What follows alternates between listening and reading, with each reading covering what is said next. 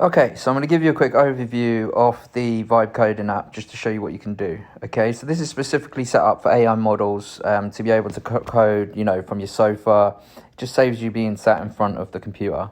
Now we have a desktop app as well that you can use, but you can go ahead and you can change loads of settings in the settings view. Again, this is going to be very brief. I'm going to go into more detail with other videos. I just want to get people up and running. So you can make your connection. You can see here it says you need to have remote login enabled.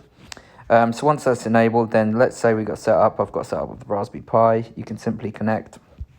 Okay, and then you can run things via the command line here. Okay, so what we can do is we can go ahead and we can just pull in some Git projects. So we're going to create tons of Git projects here, just of all the other apps that we can do, reverse engineer and everything. There's going to be loads of apps here.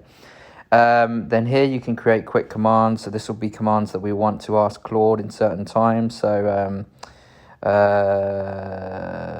what's a good new feature or something like that. We can basically tally our commands and we can store them and add them up because you're normally waiting for Claude to complete in certain periods. Now here's where you can have your zero tier URL. So zero tier it's just a VPN, so you can create a VPN and you can have everything on it. Now we'll go more in detail into this as we build more apps. We have the ability for a voice command, so you can basically just type in voice commands, surprise me, build a call app, all these kind of things that will get you up and running. Now we have our VybeCoding setups, so we could go into Claude and this will open up Claude. Now it's all set up with Claude, so you can just log in and it will open up the browser. You can do it all through this folder. Okay, now let's say when we're set up with Claude, we could tally up an app, what's a good new feature, we could send that off. Then another good feature that I actually like to use all the time is you can take a photo. So let's say we're building an app here, and it's a mobile app. You can open up the mobile app, the website, anything like that in a new browser. Take a picture of any issues, any problems.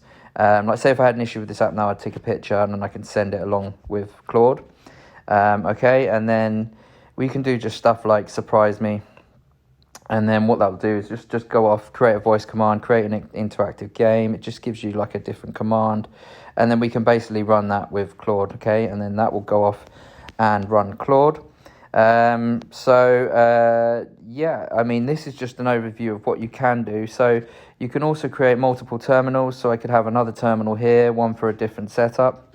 I can also do screen sharing. So I could create a screen share and I can have a webcam set up with the desktop app that goes along with this app.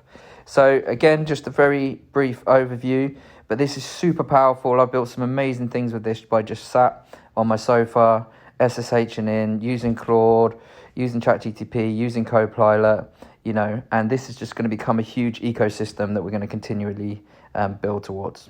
So yeah, any questions, we're going to have a Discord channel, etc., but just to help you get started.